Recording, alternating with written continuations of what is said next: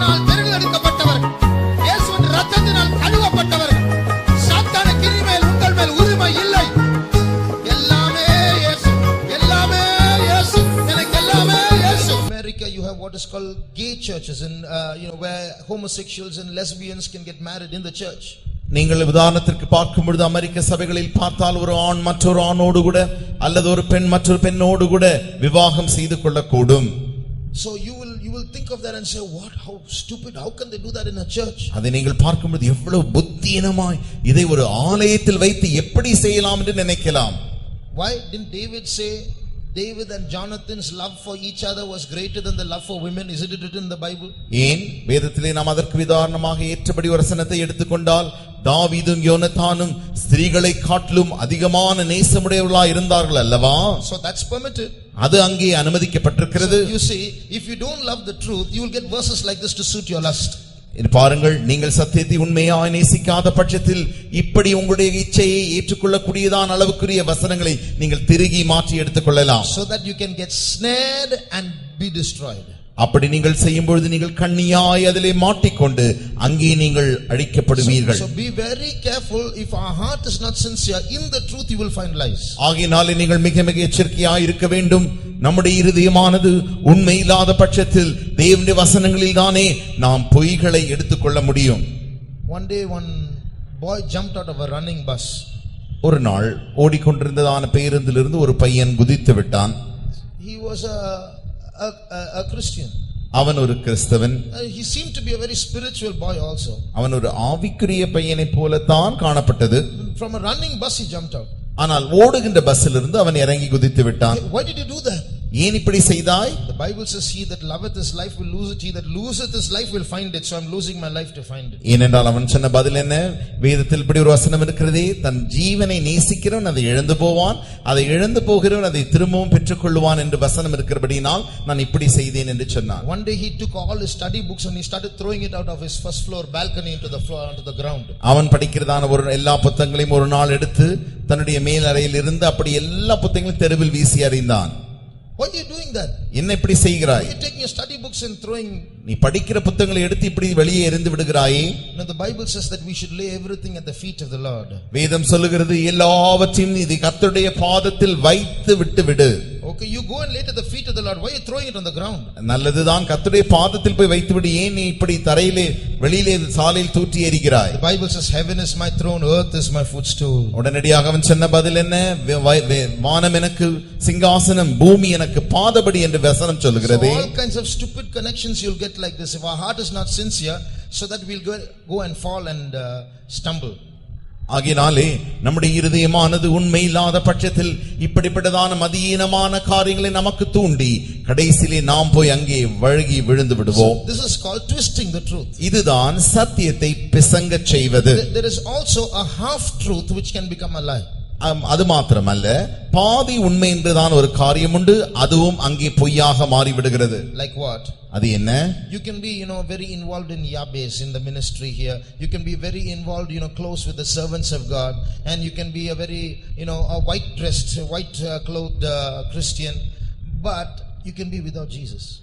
நீங்கள் வாலிபர் கூட்டத்தில் இப்படி வந்து நன்றாக உங்களை ஈடுபடுத்திக் கொண்டு நீங்கள் காரியங்களை செய்யலாம், பரிசுத்தவான்களோடு கூட நன்றாக ஐக்கியத்தையும் வைத்திருக்கலாம், நன்றான வெண் வஸ்திரத்தை நீங்கள் தரித்திருக்கலாம், என்றாலுமோ நீங்கள் இயேசு இல்லாமலும் இருந்து விடலாம்.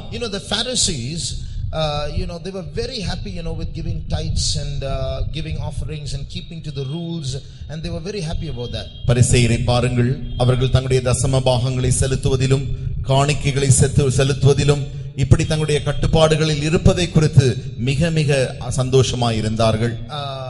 Jesus said, you should do this, but don't leave the others undone, like mercy, faith and love.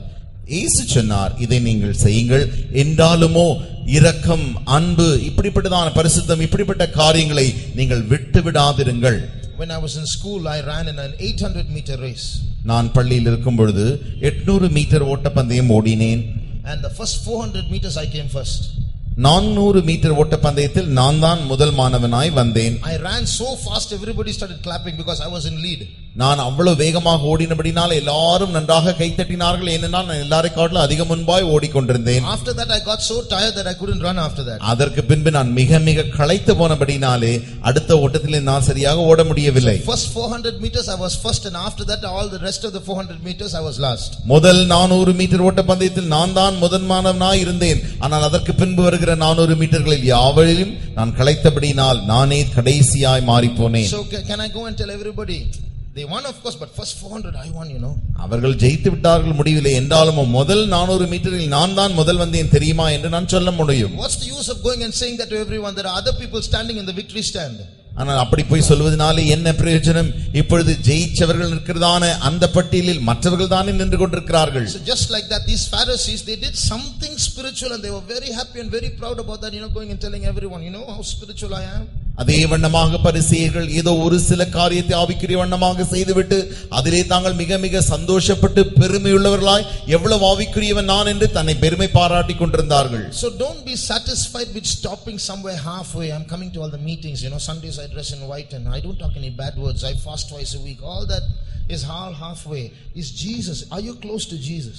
ஆகினால் இப்படி பாதி பொய் உண்மை பேசுகிறதிலே நீங்கள் தயவு செய்து திருப்தி அடைய வேண்டாம். ஞாயிற்றுக்கிழமை நான் கூட்டங்களுக்கு போகிறேனே அல்லது ஆலயத்துக்கு போகிறேனே, வெண்வஸ்திரம் தரிக்கிறேனே, நான் ஒன்றும் கெட்ட வார்த்தை பேசுகிறதில்லை, இப்படி எல்லாம் சொல்லி அந்த பாதி பொய்யின் உண்மையிலே நீங்கள் உங்களை திருப்தி அடைந்து கொள்ள வேண்டாம்.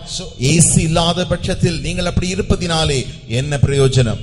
So see to it that these lies don't get mixed up with the truth. ஆகினாலே உண்மையோடு கூட இந்த பொய்கள் கலவாதபடிக்கு நீங்கள் கவனமாய் இருக்க வேண்டும். Jesus said, I am the way, the truth and the life. இயேசு சொன்னார், நானே வழியும் சத்தியமும் ஜீவனுமாய் இருக்கிறேன். So I spoke to you about lies.